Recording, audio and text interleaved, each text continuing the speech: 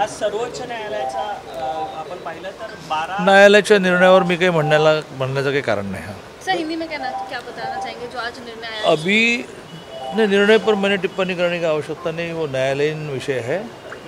तो अभी हमारी राज्य की कोर कमेटी 2-3 जुलाई को हमारी नेशनल एग्जीक्यूटिव कमेटी की मीटिंग है हैदराबाद, उसकी पूर्व तैयारी के लिए हमारी बैठक है। सर सागर बंगल्यावर बैठक सुरू आहे, बैठक सुरू आहे, एकंदर काय विषय आहे? सागर बंगल्यावर कुठल्याही बैठका सुरू नाहीत। भारतीय जनता पार्टीमध्ये कुठल्याही बैठकीचं सेंटर हे प्रदेश कार्यालय स्टेट हेडक्वार्टर असतं। लोक जात आहेत भेटायला, लोक भेटायला जात आहेत, बाकी काही नाही। सर शिवसेनेचे एकामागोमाग एक आमदार अजूनही फुटत आहेत, आजही एक आमदार जाण्याची शक्यता आहे, कालही उदय सामंत मंत्री उदय सामंत पुढे गेलेले आहेत, कसं पाहता तुम्ही याकडे? नाही, मी तो त्यांचा खूपच अंतर्गत मामला आहे आणि तो अंतर्गत आहे, खाजगी आहे, त्यावर मी काही बोलणं बरोबर नाही। त्यांचं म्हणणं की यामागे भाजपच आहे, त्यांचं म्हणणं काही असू शकतं। एक मुद्दा असा आहे की एकनाथ शिंदे यांनी मनसेचे नेते राज ठाकरे यांना फोन केला होता, अशी चर्चा आहे की ते दोघं एकत्र येऊ शकतात। तुमच्याकडूनच मला बऱ्याच गोष्टी कळतात। सर राव साहब दानवे जी ने कहा कि हम कुछ ही दिन के लिए विरोधी पक्ष नेता है, उसके बाद सत्ता हमारी होगी, ऐसा कमेंट उन्होंने किया है, क्या कहना चाहिए?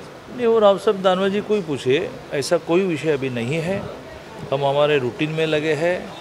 अभी हम राष्ट्रीय बैठक नेशनल एग्जीक्यूटिव की पूर्व तैयारी की बैठक में जा रहे हैं। दादा इतक्या घडामोडी घडतायत, मात्र विरोधी पक्षनेते देवेंद्र फडणवीस यांनी मौन बाळगलंय असं म्हटलं जातंय, काय म्हणतात? मौन बाळगण्याचं काही कारण नाही, बोलण्यासारखं काही नसेल त्यामुळे बोलत नसतील। दादा एक हिंदी में सवाल था, जिस तरह से महाराष्ट्र की सियासत करवट लेती नजर आ रही है, शिवसेना लगातार बैठकों का दौर शुरू कर चुकी है, शाखा प्रमुख से लेकर जिला प्रमुख तक।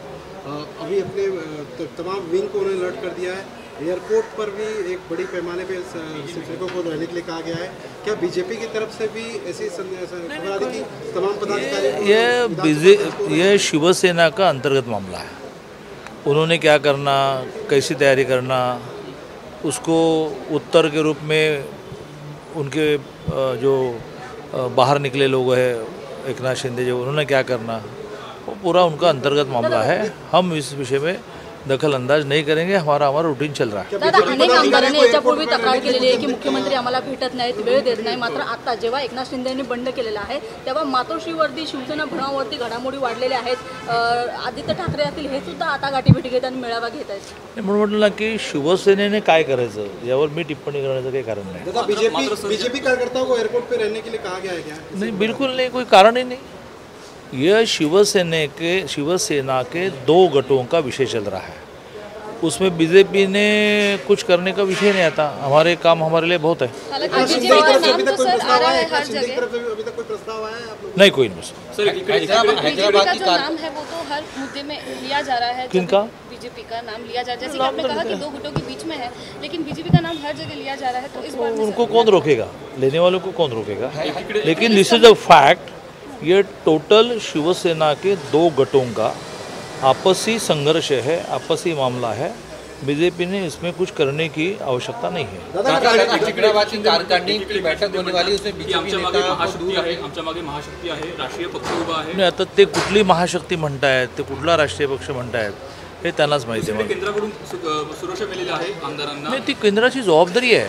राज्य ज्यावेळेला सुरक्षा द्यायला कमी पडतं त्यावेळेला स्वाभाविकपणे आपण केंद्राकडे मागणी करतो आणि ती मागणी केंद्राने मान्य करणं म्हणजे हे नॉट ओनली दिस, कुठल्याही विषयामध्ये लागू आहे। हाँ, हैदराबाद की जो कार्यकारिणी की बैठक होने वाली है सैटरडे संडे के दिन, क्या बीजेपी के यहाँ के नेताओं ने ये राहत मांगी है? क्योंकि जिस तरह से राजनीतिक परिस्थितियाँ बनी है तो वहाँ जाने में वक्त जा सकता है। कोई राजकीय परिवर्तन, राजकीय एक्टिविटी नहीं चल रही।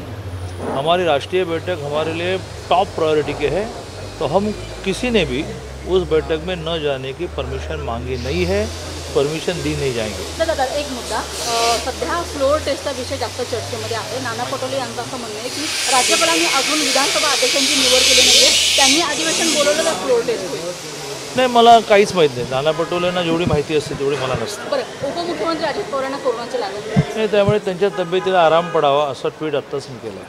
दादा, एक तरफ जिस तरह से नाराजगी एकनाथ शिंदे की तरफ से लगातार जाहिर की जा रही है, ऐसा लगता है कहीं ना कहीं नेताओं से न मिलना, कार्यकर्ताओं से न मिलना, उनकी बातों को न सुनना किसी भी राजनीतिक पक्ष के लिए ये एक संकट का कारण बन सकता है। ये प्रश्न मैं अभी मातोश्री में शायद मिलते हैं उद्धव जी, तो उनको पूछने लायक प्रश्न है कि भाई ये आप पर नाराज़गी क्यों थी, अब नाराज़गी है तो आप क्या करने वाले हैं, ये प्रश्न मुझे पूछने से क्या होगा। सर, संजय राऊत यांना ईडीची नोटीस आलेली आहे, पुन्हा उद्या समन्स आहे. संजय राऊत यांचं म्हणणं आहे की मला अपेक्षित होतं की अशी नोटीस येणार म्हणून यावेळेस. संजय राऊत काय म्हणतात त्याचा काही संबंध नाही. वेगवेगळ्या ईडी असेल, CBI असेल, इन्कम टॅक्स असेल, ह्या एक स्वायत्त संस्था आहेत आणि त्यावर कोणी काही टिप्पणी करणं बरोबर नाही. त्यांचं असंही म्हणणं आहे की जर केंद्राकडून आदेश आला तर मला अटकही होऊ शकते. राऊतांच्या बाबतीमध्ये आता हे जगजेर आहे की ते काही म्हणू शकतात. तर आता एक मुद्दा असा आहे की संजय राऊत असं म्हणत आहेत की जे बंडखोर आमदार आहेत त्यांचा सध्या आत्मा मेलेला आहे आणि मुंबईत येतील तर त्यांची प्रेस आहे. नाही, असं आहे की अशा प्रकारच्या वाक्यांवर लोकांमध्ये काय प्रतिक्रिया असते ही तुम्हालाच जास्त माहिती आहे, कारण तुम्ही लोकांमध्ये फिरता. मी त्यावर वेगळं म्हणण्याचं काही कारण नहीं। मुझे बैठक में जाना है, बैठक मैंने लेनी होती है। सुभाष देसी ये कहते हैं कि अगर सारे विधायक यहाँ आते हैं तो आधे विधायक जो निकलेंगे वो सेना भवन आएंगे, बाकी को तो एयरपोर्ट में घेर लिया जाए। इतनी सूचना कि 48 घंटे बाहर नहीं निकले। मैं लगातार ये कहता आया कि ये शिवसेना का इंटरनल मामला है, अंतर्गत मामला है, थोड़ा सेंसिटिव मामला है। इस विषय में बाकी किसी ने टिप्पणी करने का विषय नहीं है। मैं तो ऐसे विषय में बहुत संभलता हूँ कि भाई अपना क्या विषय, वो आर्ग्युमेंट करते इतने आएंगे उतने आएंगे। सर, पक्षाचा विषय अंतर्गत आहे, मात्र आज सरकारमधूनही खाती वळवलेली आहेत। ते पुन्हा एकदा मुख्यमंत्र्यांना ते अधिकार असतात आणि त्याप्रमाणे मुख्यमंत्र्यांनी केलं असेल। मुख्यमंत्र्यांना अधिकार नवाब मलिकांचा राजीनामा घेण्याचे पण आहेत, पण तो त्यांनी घेतला नाही आणि जेलमध्ये असणारे मंत्री आहेत, परंतु एकनिष्ठ असणाऱ्या सैनिकांवर मात्र त्यांनी ही ॲक्शन घेतली आहे, पण तो त्यांना अधिकार आहे। कई मंत्रियों के खाते बदले गए। मैं जल्दी नहीं गया तो मुझे नहीं पता। चंद्रकांत जी, क्या बीजेपी फ्लोर टेस्ट की मांग करती है? क्या बीजेपी फ्लोर टेस्ट की मांग करेगी? कोई बीजेपी का सवाल ही नहीं, बीजेपी का कोई संबंध नहीं, बीजेपी का कोई रिलेवेंस नहीं। कई मंत्रियों के खाते बदले गए मुख्यमंत्री की ओर से।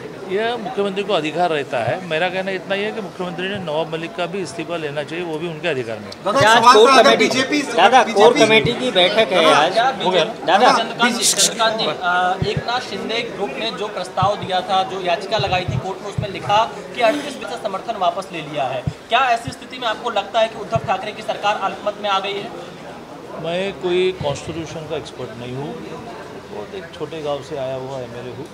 तो अभी ये 48, 39, 40 अलग अलग फिगर आती है, तो उसमें से क्या होगा यह मुझे ज़रा किसी सलाहकार को पूछकर बताना। क्या बीजेपी सरकार बनाने का दावा पेश करेगी? बीजेपी सरकार बनाने का दावा पेश करेगी? कोई विषय ही आया नहीं है। आप लोग एकनाथ शिंदे गुट के साथ अगर सरकार बनाते हैं तो मुख्यमंत्री कौन होगा? अरे भाई, कोई विषय ही नहीं है ना। हम ग्रामीण मराठी में बात करते हैं कि जिस गांव को जाना ही नहीं उस गांव का रास्ता क्यों पूछना भाई? दादा, अगर मान लीजिए महाविकास आघाड़ी की सरकार, नहीं वो ठीक है, अगर सरकार गिरती है तो क्या बीजेपी पर सरकार बनाने के लिए? कोई भी विषय अब तक आया नहीं, जब आएगा तब देखेंगे। मैंने इनको मेरी कहावत बताई कि जिस गांव को जाना ही नहीं उसका रास्ता क्यों पूछना। अच्छा, चर्चा अशी सुद्धा आहे की फडणवीस सरकार आल्यानंतर मेट्रोचा प्रकल्प असेल किंवा बुलेट ट्रेन विषय असेल, हे सगळे विषय तात्काळ निकाली काढले जातील।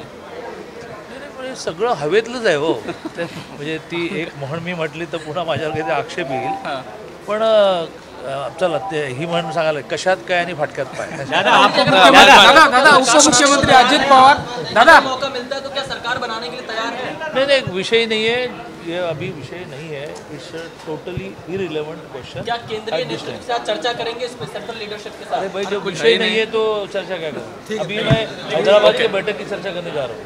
दादा, उपमुख्यमंत्री अजित पवार यांना कोरोना पॉझिटिव्ह ते लवकर बरे, कारण दादा एक इफिशियंट राजकीय नेता आहेत आणि त्यामुळे त्यांच्या तब्येतीला आराम पडला पाहिजे आणि कोविड नंतरचे काही परिणाम शरीरावर असतात तसे होऊ नयेत, त्यामुळे त्यांनी पुरेशी काळजी घ्यावी।